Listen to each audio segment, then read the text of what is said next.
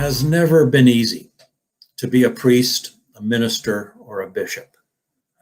But from the years 450 to 550 AD, it was an exceptionally difficult time. The stakes were high, church and state were not separate, so it was a dangerous age for one Philoxenus, Bishop of Mabbug in Syria, from the years 485 to 519. Yet he seemed to revel in it, and he has left behind for us much evidence of what he liked and did not like. Philoxenus is one of the principal actors in the generations following the Council of Chalcedon of 451, but he frankly is not well known in the histories of Western Christianity. I think it would be very unusual to find a person outside the Syriac Orthodox churches who would recognize or frankly even be able to pronounce his name. Nevertheless, all of the renowned Syriac church fathers, and of all these church fathers and authors, Philoxenus wrote more than any of them. According to Sebastian Brock and some others, his Syriac compositions displayed the most elegant expression in which Syriac was written. We know a lot about him, but like most personalities in late antiquity, not enough. But his name is a good place to start. He was born in a Christian family in Beth Garmai, a region today near Mosul, somewhere around 445. We don't have a precise date. A manuscript discovered not long ago revealed that his birth name was Joseph. He was ordained a priest in the mid-470s, and he took the name of Oxaniah, a loanword from Greek, which means a stranger.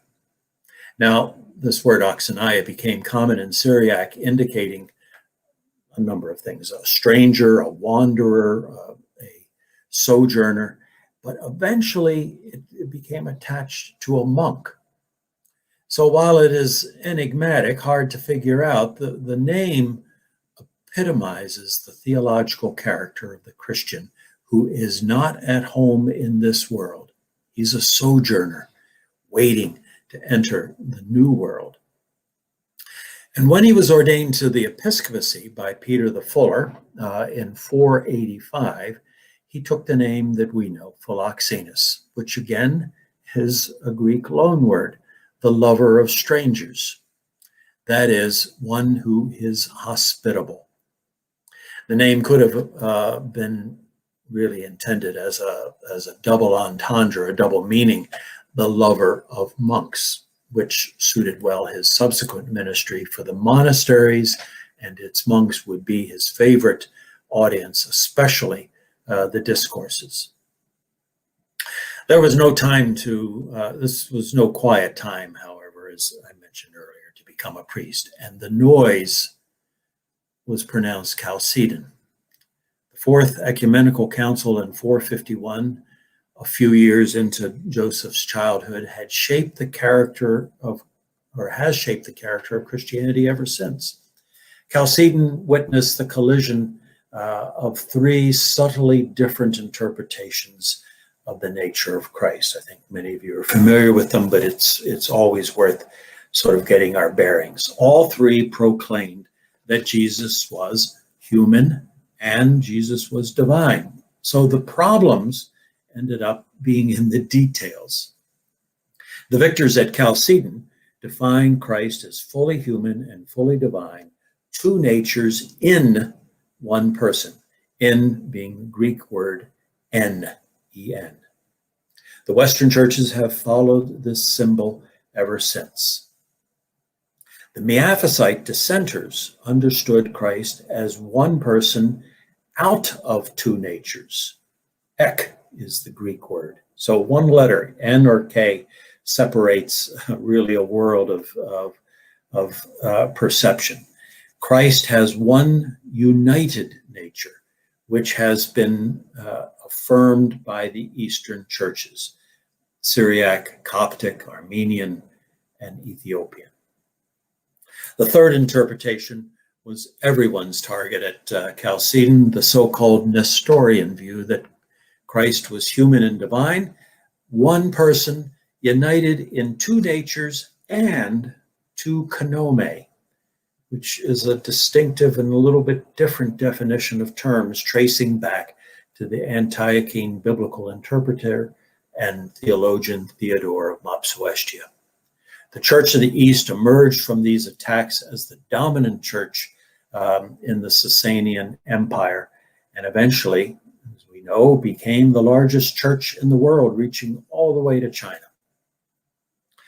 But Philoxenus apparently grew up amidst the faction which opposed Chalcedon. We have no evidence he ever considered Chalcedon's options, which he labeled as a camouflaged version of Nestorianism. He almost never uses the word Chalcedon. He refers to the terrible ideas of Nestorius. His earliest writings support the Miaphysite position, and he actively backed Peter the Fuller, who became best known for his liturgical innovation to the Trisagion. You know, that extra phrase, "who was crucified for us." And that phrase, of course, in the liturgy ensured that the difference between the Chalcedonian and the Miaphysite side was recited every week by the faithful. Peter the Fuller acknowledged Philoxenus' efforts by appointing him to the episcopal see of Mabbug in Syria, northeast of Antioch, as we showed earlier today, the city of Manbij. Mabbug may have been an important, perhaps even prestigious assignment, but it was not an easy post. It was better known when he began as the city called Hierapolis, or the Holy City.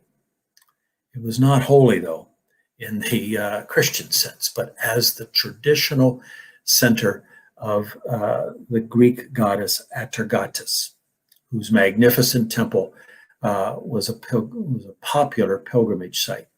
So when Philoxenus began his 34-year episcopacy, Christianity was not the major religion in the city.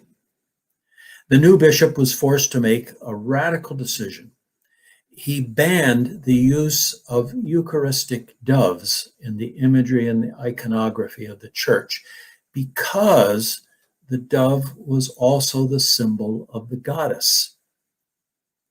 Philoxenus was employing the same strategy regarding the innocent dove as the Apostle Paul did, if you remember from 1 Corinthians 7, with the meat sold after being part of pagan sacrifices.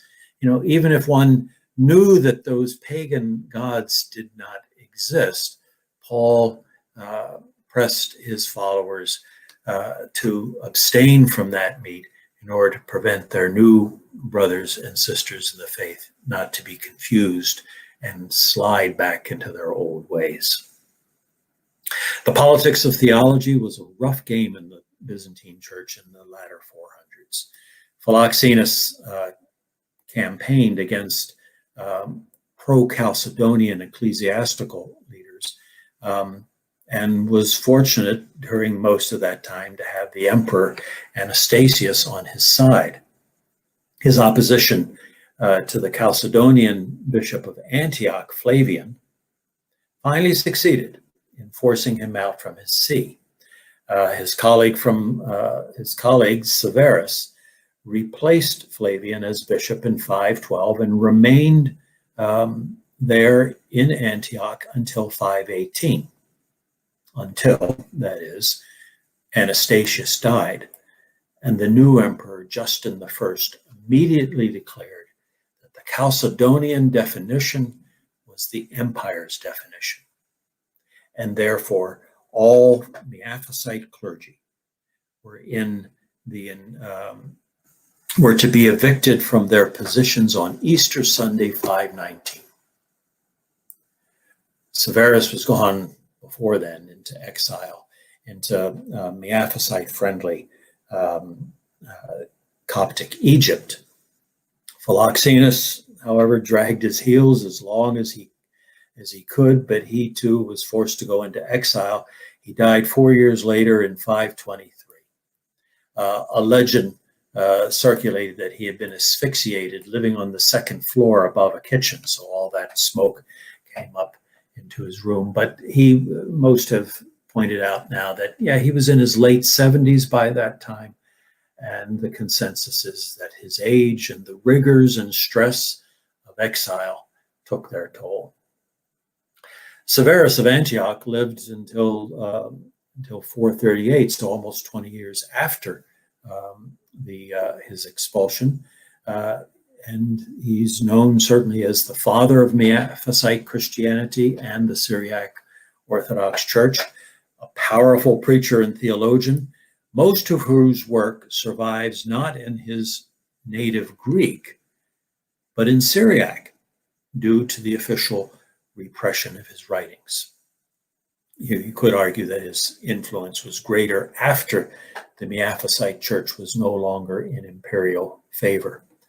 Philoxenus' legacy resides in his great literary production, which presents the core of Syriac Orthodox theology and practice.